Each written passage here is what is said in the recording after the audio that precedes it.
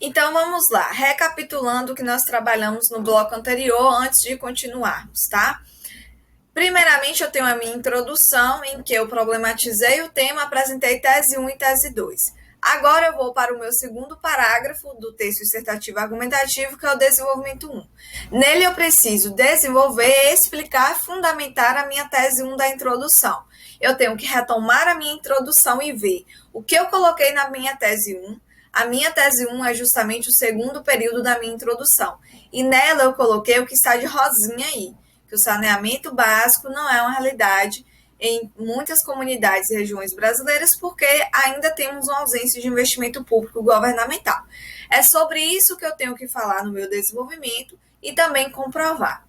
Aí eu venho para o meu desenvolvimento e, novamente, preciso, no primeiro período, retomar essa minha tese, que é justamente a falta de políticas públicas destinadas à promoção de saneamento básico para o corpo social brasileiro.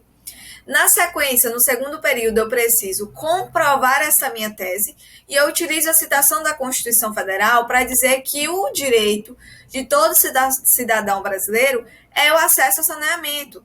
Só que não é só direito do cidadão brasileiro, como também um dever do Estado. E eu comprovo isso através da citação da Constituição. A Constituição Federal foi a minha estratégia argumentativa, segundo período do meu desenvolvimento.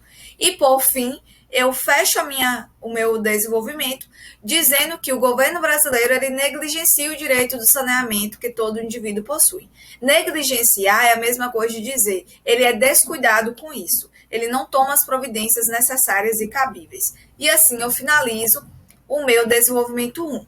Beleza, gente? O que está de vermelho são os conectivos, e eu preciso utilizá-los para dar coesão e coerência e estabelecer uma relação entre as minhas ideias anteriormente citadas e as que posteriormente eu venho a citar, ok? Agora vamos para o desenvolvimento 2. É a mesma coisa do desenvolvimento 1 em termos de estrutura. Eu tenho que desenvolver, explicar, fundamentar a tese lá no meu desenvolvimento. Só que neste caso aqui, o que muda é que não vou agora falar de tese 1 mais, eu vou falar de tese 2, ok? Deixa eu só ajeitar a cor aqui, pronto. Aí o que eu tenho que fazer? Novamente, eu tenho que voltar na minha introdução e ver o que eu coloquei como tese 2 da minha introdução. Gente, a tese 2 da minha introdução é o último período, que é esse aqui, ó. Eu disse que o surgimento de doenças infecto-contagiosas são decorrentes dessa ausência de saneamento. E eu tenho que comprovar isso aqui no meu desenvolvimento 2, porque é no meu desenvolvimento 2 onde eu fundamento, explico, desenvolvo a minha tese 2. Então, ó, novamente, é fundamental ressaltar posteriormente que conectivo, esses conectivos, na maioria das vezes, vocês terão, que decorar, beleza?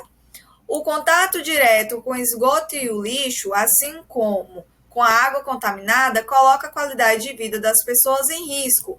O que eu fiz aqui, pessoal, eu apresentei o meu primeiro período, eu retomei ao meu tópico frasal, que é justamente aquilo que eu coloco na minha tese 2.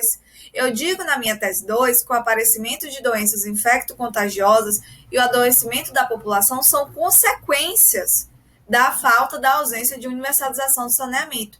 Então, eu reforço isso aqui no meu primeiro período, ok? Nesse viés, olha, não posso esquecer do conectivo.